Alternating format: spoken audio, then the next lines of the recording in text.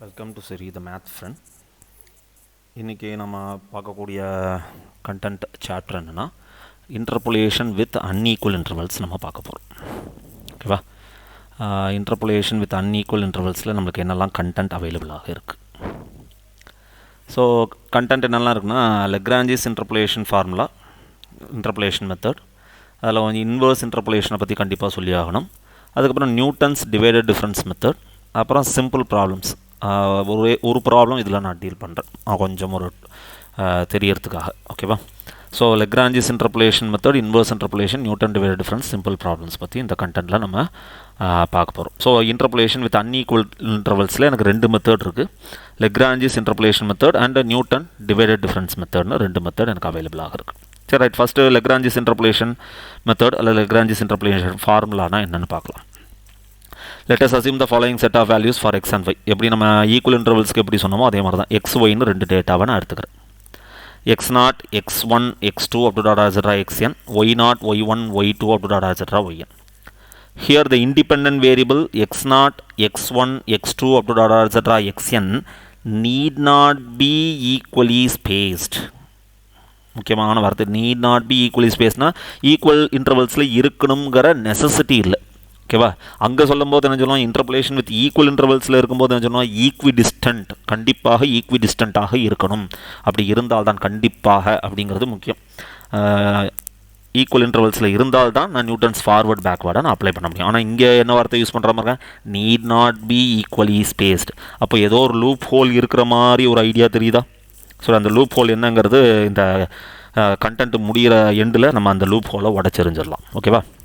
need not be equally spaced. நல்ல ஞாபகத்தில் வச்சுங்க. இந்த லெக்ரான்ஜிஸ் இன்டர்பொலேஷன் ஃபார்முலாலையும் எனக்கு நியூட்டன்ஸ் டிவைடட் டிஃபரன்ஸ் மெத்தடில் இந்த பார்க்க போகிறதுலையும் இந்த வேர்டை கண்டிப்பாக மென்ஷன் பண்ணியிருப்பாங்க. need not be equally spaced அப்படிங்கிறத மென்ஷன் பண்ணியிருப்பாங்க அன்ஈக்குவல் இன்டர்வல்ஸ் வரும்போது. ஓகேவா? அப்போ Lagrange's interpolation formula is given by, formula என்ன நம்மளுக்கு என்னெல்லாம் இருக்குது, x0, x1 இதெல்லாம் ஆர்குமெண்ட்ஸ் அப்படின்னு சொல்லியிருக்கோம். y0, y1, y2லாம் இதெல்லாம் என்ட்ரிஸ் அப்படின்னு சொல்லியிருக்கோம். ஓகேவா? இதில் x வந்து எனக்கு இண்டிபெண்டன்ட் வேரியபிள், ஒய்ங்கிறது எனக்கு டிபெண்டன்ட் வேரியபிள். ஓகேவா?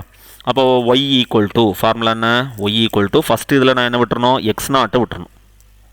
ரிமைனிங்கில் தான் எழுதலாம் x minus x1, x minus x2, x minus x3 up to dot etcetera x minus xn divided by எந்த வேல்யூ விட்டோமோ அதை இங்கே எக்ஸுக்கு பதிலாக இங்கே நீங்கள் ரீப்ளேஸ் பண்ணிடணும். x0 மைனஸ் x1 நியூமரேட்டரே அப்படியே எழுதணும். ஆனால் எக்ஸுக்கு மேலே x0 எந்த வேல்யூ விட்டிங்களோ அதை ரீப்ளேஸ் பண்ணிக்கணும்.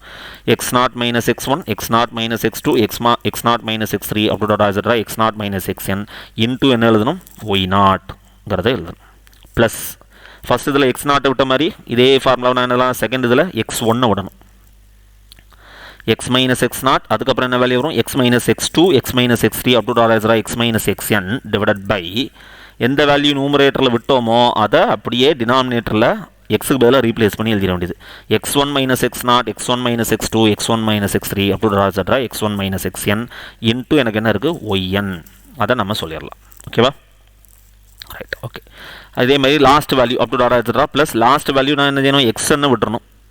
ஓகேவா? xn விட்டுட்டு நான் எழுதணும். அப்போ என்ன வரும், x minus x0, x minus x1, x minus x2 up to dot etcetera x minus xn minus 1 divided by இங்கே என்ன இருக்குது, எந்த வேல்யூ விட்டோம், xn விட்டோம், அதை எக்ஸுக்கு மேலே இங்கே ரீப்ளேஸ் பண்ணி எழுதணும். xn minus x0, xn minus x1, xn minus x2 up to dot etcetera xn minus xn minus 1 into எந்த வேல்யூ வேணும், yn.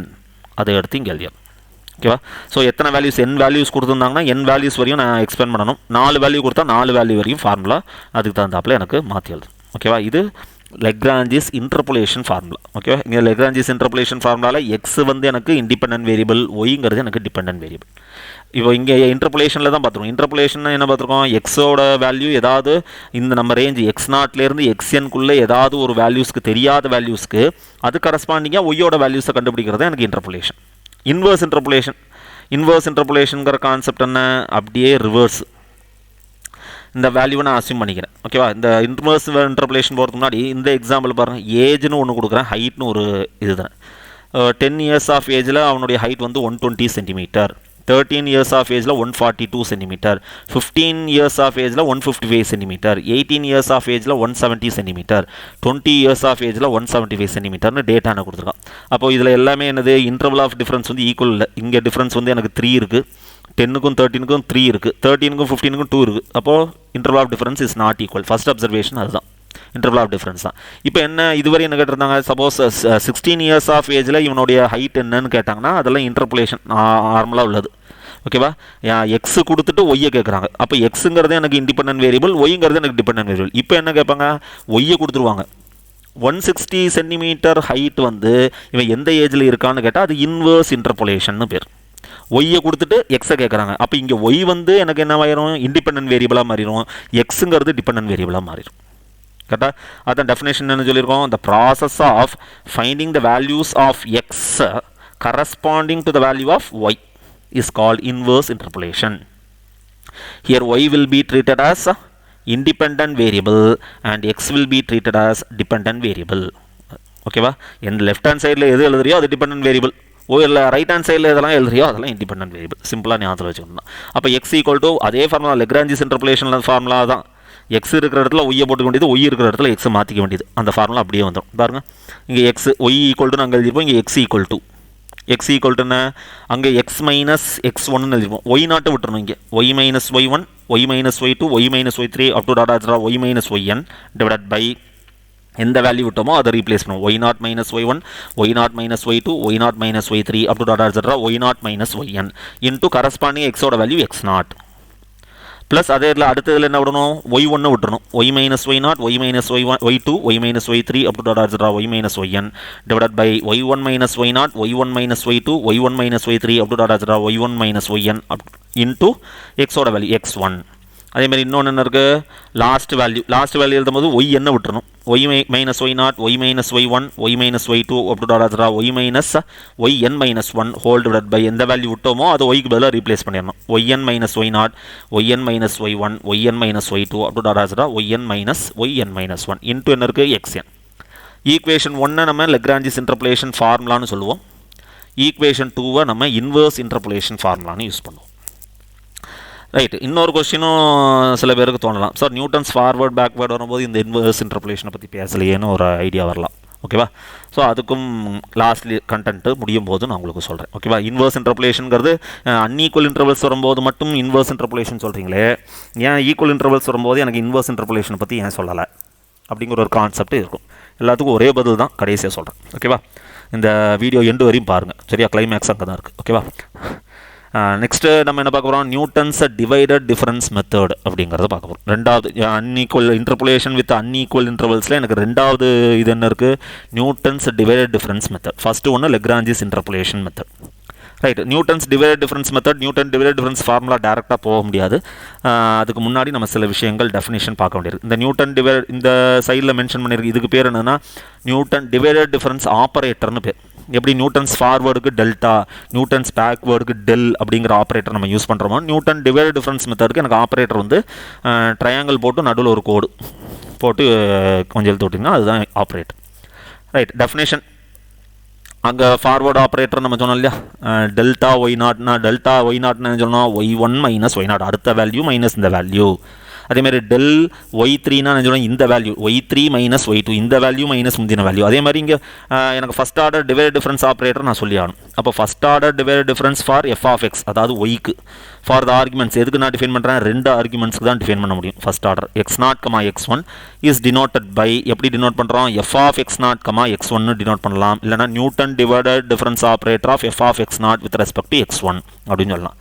அப்போ எப்படி டிஃபைன் பண்ணுறாங்க, f of x naught comma x1 equal to, ஓகேவா, ஃபஸ்ட் என்ன செய்யணும், x1 ஓட image எழுதணும். x1 ஓட இமேஜ் என்ன, f of x1 minus x0 ஓட image f of x0 whole divided by நான் என்ன செய்யணும், x1 மைனஸ் x0. டினாமினேட்டர் எழுதும்போது last value minus first value எடுத்து எழுதிடணும். புரியுதா? இதேமாதிரி செகண்ட் அதேமாதிரி ஃபஸ்ட் ஆர்டர் டிவைட் டிஃபரன்ஸ் எந்த ஒரு ரெண்டு ஆர்குமெண்ட்ஸ்க்கும் நம்ம டிஃபைன் பண்ணலாம். எந்த ஒரு ரெண்டு கன்சிக்யூட்டிவ் ஆர்குமெண்ட்ஸ்க்கும் நம்ம ஃபஸ்ட் ஆர்டர் டிவைட் டிஃபரன்ஸை இது பண்ணலாம். அதே மாதிரி f of x one comma x டூன்னு என்ன வரும், ஃபஸ்ட் எழுதும்போது எஃப் ஆஃப் எக்ஸ் டூவோட image f of x two minus x ஒன்னோட image f of x one divide by last value minus first value x two minus x one.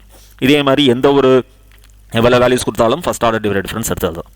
Right, second order இதே மாதிரி second order divide difference for f of x for எத்தனை arguments, 3 arguments எதெல்லாம் x0 x1 x2 is denoted by எப்படி denote பண்ணுறாங்க f of x0 x1 x2 denote பண்ணலாம் இல்லாட்டி Newton's divided difference of second order Newton divided difference operator of f of x0 with respect to x1 x2 அப்படின்னு சொல்லலாம். அப்போ இது என்ன செய்யணும் ஆக்சுவலாக லாஸ்ட் ரெண்டு வேல்யூவோட இமேஜ் ஓகேவா. லாஸ்ட் ரெண்டு வேல்யூவோட இமேஜ் என்ன x1 மைனஸ் x2 இது ரெண்டோட இமேஜ் மைனஸ் இது ரெண்டோட image f of x1 x2 minus f of x0 x1 divided by last value minus first value x2 minus x0 ஓகேவா. இது x1 இல்லை x2 minus x0 ஓகேவா. இது x0 x2 minus x0. Next அதே மாதிரி அடுத்த இது தெரியுதான்னு பாருங்க.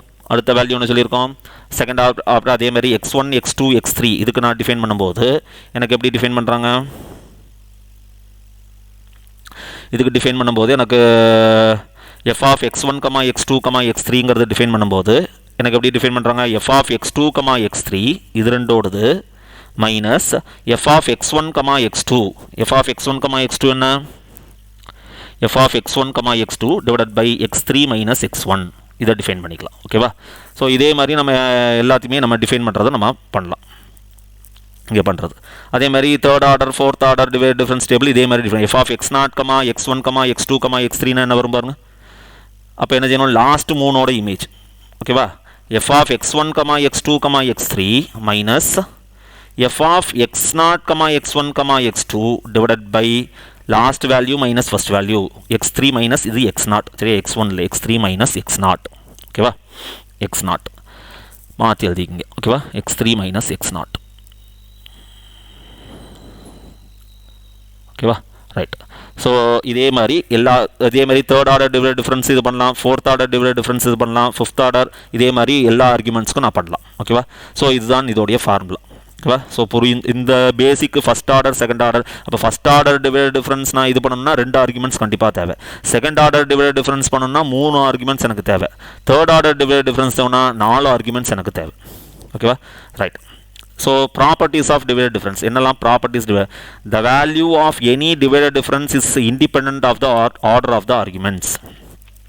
அவ மீனிங் என்ன ஆக்சுவலாக எந்த ஒரு இது எடுத்தாலும் எத்தனை நம்பர் ஆஃப் ஆர்குமெண்ட்ஸ் எடுத்தாலும் அது வந்து இண்டிபெண்ட் அப்படின்னு சொல்கிறாங்க. அதாவது மீனிங் என்ன the divided difference are symmetrical in all their arguments. அதாவது meaning f of x0, x1 நாலும் f of x1, x0 நாலும் சேம் தான். அப்புறம் f of x0, x1, x2 நாலும் f of x0, x2, x3 உள்ளக்க x0க்கு 3 ஆர்குமெண்ட்ஸ் நீங்கள் எப்படி வேணாலும் மாற்றி எழுதிக்கலாம்.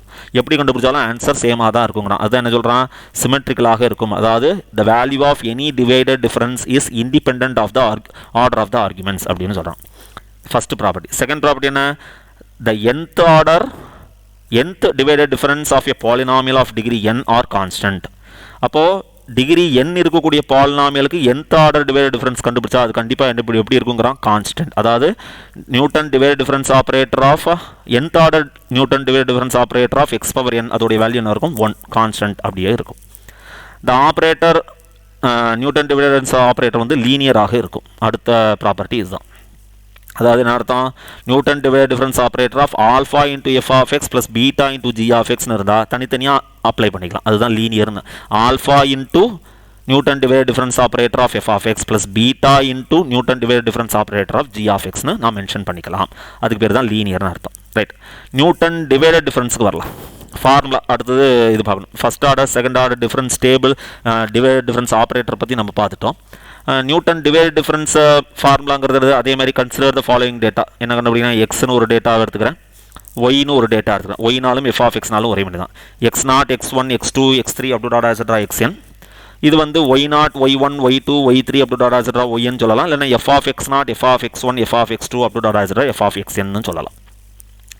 ஹியர் த ஆர்குமெண்ட்ஸ் என்ன சொல்லியிருக்காங்க arguments x0 x1 x2 xn அதே வார்த்தை யூஸ் பண்ணுறாங்க பாருங்க. நீட் நாட் பி ஈக்குவலி ஸ்பேஸ்டாக இருக்கணுங்கிற அவசியம் இல்லை. திருப்பியும் இதில் ஒரு லூப் ஹோல் இருக்குது. அப்போது நியூட்டன் டிவைடட் டிஃபரன்ஸ் ஃபார்முலா எப்படி சொல்கிறாங்க ஃபார்முலா இங்கே சொல்லிடுறாங்க f of x equal to இல்லைனா y equal to f of x naught plus x minus x naught into f of x naught comma x one. F of x naught comma x ஒன்ங்கிறது first order divided difference ஓகேவா? அதுமாதிரி x minus x naught into x minus x one into f of x naught comma x one comma x two second order divided difference plus up to dot etcetera x minus x naught into x minus x one into up to dot etcetera x minus x n minus one into f of x naught comma x one comma x n. அப்போது நான் எது வரையும் இந்த formula எழுதணும்? xn வரையும் கொடுத்துருந்தாங்கன்னா x naught x minus x naught x minus x one up to dot etcetera x minus x n minus one வரையும் நான் எழுதணும். 4 வேல்யூவாக இருந்தால் இங்கே 3 வேல்யூ வர வரையும் எழுதிட்டு இங்கே எல்லாமே வந்துடும். F of x naught x one x two up to dot etcetera x n. இது வந்து nth order divided difference value. ஓகேவா? ரைட். சிம்பிள் ப்ராப்ளம் பார்க்கலாம். லாஸ்ட் கண்டென்ட் சொன்ன மாதிரி. ஷோ தட் என்ன கொடுத்துருக்காங்க? Show that third order divided difference of 1 by a with respect to b comma c comma d equal to minus 1 by abcd. இல்லைனா இதே ப்ராப்ளத்தை வேறு விதமாக சொல்லலாம். If f of x equal to 1 by எக்ஸாக இருந்தால் then prove that f of A comma B comma C comma D equal to minus 1 by ABCD அப்படின்னு prove பண்ணணும். இது ஏதாவது 2 மார்க் கொஷின்ஸ்லையோ இல்லைனா 4 மார்க்ஸ் கொஷின்ஸ்லையோ கேட்கறதுக்கு சான்சஸ் நிறைய இருக்குது. ஓகே, ஃபஸ்ட்டு சொல்யூஷன் பாருங்கள். சிம்பிளான ப்ராப்ளம் தான். கொடுத்த ஃபங்க்ஷன் எஃப் ஆஃப் எக்ஸ்னு கொடுத்துட்டாங்க. இந்த ப்ராப்ளம் இப்படி இருந்தாலும் தெரியும், இப்படி இருந்தாலும் தெரியும். இந்த 1 பை ஏங்கிறது தான் ஃபங்க்ஷன். எனக்கு ஆர்குமெண்ட்ஸ் எத்தனை இருக்குது? ஏபிசிடிங்கிறது எனக்கு ஆர்குமெண்ட்ஸ் 4 ஆர்குமெண்ட்ஸ் இருக்குது. ஃபங்க்ஷன் வந்து 1 பை எக்ஸுங்கிறது அண்டர்ஸ்டுட். அதுக்கு தான் இன்னொரு ஃபார்மெட்லையும் நான் கொடுத்துருக்கேன். Okay, given f of x equal to 1 by x. என்ன ப்ரூஃப் பண்ணணும்? டு ப்ரூவ் என்ன ப்ரூஃப் பண்ணணும்? கிவன் எடுத்தாச்சு. F of A comma B comma C comma D equal to minus 1 by ABCD அப்படின்னு ப்ரூஃப் பண்ணணும். ஓகேவா? ரைட். அதாவது என்ன? third order divided difference of 1 by a with respect to b comma c comma d equal to f of a comma b comma c comma d which is equal to இது எழுதும்போது எப்படி எழுதணும்? Image first last 3 ஓட image f of b comma c comma d minus first 3 ஓட image f of a comma b comma c divided by last value minus first value d minus a எழுதிட்டேன். Right. இப்போ fourth order நம்மளுக்கு எப்போவே பார்த்தோம். Fourth order third order divided difference value வேணும்னா அதுக்கு முன்னாடி எனக்கு second order தெரிஞ்சுக்கணும். செகண்ட் ஆர்டரோட வேல்யூ தெரியணும்னா ஃபர்ஸ்ட் ஆர்டர் எனக்கு தெரியும். இப்போ பாருங்கள், இந்த F of b comma C comma d f of b comma C comma d தெரியாது. F of A comma B comma c எனக்கு தெரியாது. அப்போ ஃபஸ்ட்டு என்ன செய்யணும்? F of b comma C comma டியும் f of A comma B comma சியும் நான் கண்டுபிடிக்கும். அப்போ f of b comma C comma டிங்கிறது என்னது? லாஸ்ட் ரெண்டோட image f of C comma d minus first ரெண்டோட image f of b comma c divided by last value minus first value d minus b. ரெண்டா second ஆர்டர்னா ரெண்டா last ரெண்டு minus first ரெண்டோட image. Third ஆர்டர்னா last 3 value minus first 3ஓட image divide by last value minus first value. இதெல்லாம் அதே மாதிரி f of A comma B comma c தெரியாது. அப்போ f of A comma B comma சிங்கிறது இது என்னது? Second order divide difference. அப்போ ரெண்டா லாஸ்ட் 2 வேல்யூவோட இமேஜ் பி கமா சியோட image f of b comma c minus first ரெண்டோட image f of A comma b divide by c minus a. ஓகேவா? Right. இப்போ செகண்ட் ஆர்டர் டிவைட் டிஃபரன்ஸ் எழுதியாச்சு. அப்போ second order divide difference எதை depend பண்ணியிருக்கு? First order depend பண்ணியிருக்கு. அப்போ f of C comma d தெரியணும், f of b comma c தெரியணும், f of A comma b தெரியணும். இந்த 3 தெரிஞ்சால்தான் நான் செகண்ட் ஆர்டர் கண்டுபிடிக்க முடியும். இந்த செகண்ட் ஆர்டர் தெரிஞ்சால்தான் தேர்ட் ஆர்டருக்கு நான் போக முடியும். புரியுதா? எல்லாமே இன்டர்லிங்க்டு. ஓகேவா? ஃபோர்த் ஆர்டர் கேட்டாங்கன்னா third order, second order, first order எல்லாமே தெரிஞ்சால்தான் ஃபோர்த் ஆர்டர் நான் கண்டுபிடிக்க முடியும். ரைட். அப்போ இதில் தேவையானது f of A comma b கண்டுபிடிக்கணும், f of b comma c கண்டுபிடிக்கணும், f of C comma d கண்டுபிடிச்சால் நான் செகண்ட் ஆர்டர் முடிச்சிடலாம். செகண்ட் ஆர்டர் முடிச்சுட்டு நான் தேர்ட் ஆர்டருக்கு போயிடலாம். Right. First f of A comma பின்னா என்னது? இது first order divided difference. First ஆர்டர்னா ஒன்று எடுக்கணும். லாஸ்ட் வேல்யூவோட இமேஜ் மைனஸ் ஃபர்ஸ்ட் வேல்யூவோட image divided by last value minus first value b minus a f of A comma பிங்கிறது. ஓகேவா? F of b minus f of a divide by b minus a. அப்போ f of பின்னா எனக்கு தெரியும். F of எக்ஸுங்கிறத define பண்ணுங்க. F of எக்ஸுங்கிறது என்ன? 1 by x. அப்போ எஃப் ஆஃப் பினா 1 by b minus f of ஏனா 1 by a whole divide by b minus a. அப்போ நியூமரேட்டருக்கு நான் எல்சிஎம் எடுத்துக்கலாம். ஓகேவா? அப்போ நியூமரேட்டருக்கு நான் எல்சிஎம் எடுத்தால் என்ன வரும்? டினாமினேட்டர் ஏபி ஆயிரும். அப்போ இங்கே இதை கிராஸ் மல்டிப்ளை பண்ணணும். ஏ இங்கே கிராஸ் மல்டிப்ளை பண்ணணும், பி இங்கே கிராஸ் மல்டிப்ளை பண்ணணும். அப்போ நியூமரேட்டர் என்ன ஆயிரும்? A minus b by a b whole divide by டினாமினேட்டர்லேருந்து ஒரு மைனஸ் சொல்லிடுறேன், minus of a minus b ஆயிரும். கரெக்டா? அப்போ இதில் என்ன கேன்சல் ஆகும்? இப்போது ஏ மைனஸ் பிங்கிறது எனக்கு கேன்சல் ஆயிரும், இங்கே ஏ மைனஸ் பிங்கிறது எனக்கு கேன்சல் ஆகும். அப்போ எஃப் ஆஃப் ஏ கமா பிங்கிறது எனக்கு என்ன வருது? F of A comma b equal to minus 1 by a b அப்படிங்கிற ஆன்சர் தான். அப்போ f of A comma b எனக்கு கிடைச்சாச்சு.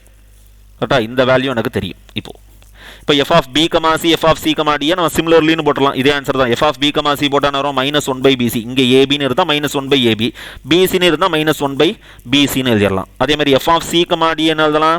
Minus 1 by C D. ஏதாவது ஒரு ஆர்டர் டிவைட் டிஃபரன்ஸ்னா சிமிலர்லின்னு போட்டு அடுத்து எழுதி. ரைட், இப்போ ஃபஸ்ட் ஆர்டர் முடிஞ்சு செகண்ட் ஆர்டர் போகலாமா? இப்போ செகண்ட் ஆர்டர் போனால் என்ன வேணும்? ஃபஸ்ட்டு ஃபிஃப்த் ஈக்குவேஷனுக்கு நான் கண்டுபிடிக்கலாம்.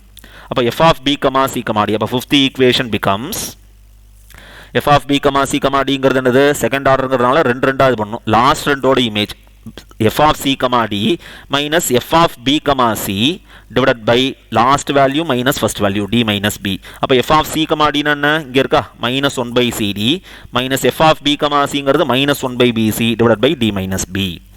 அப்போ minus 1 by c d minus of மைனஸ்ங்கிறது இங்கே ப்ளஸ் ஆயிரும். Plus 1 by b c divided by d minus b. அப்போ கீழே எல்சிஎம் எடுக்கணும். நியூமரேட்டருக்கு நான் எல்சிஎம் எடுக்கணும். நியூமரேட்டருக்கு எல்சிஎம் என்ன இருக்குது? இங்கே சி இருக்குது, இங்கே டி இருக்குது, இங்கே பி இருக்குது, இங்கே சி இருக்குது. அப்போ இந்த ரெண்டு டேர்ம்லையுமே எனக்கு சி காமனாக இருக்குது.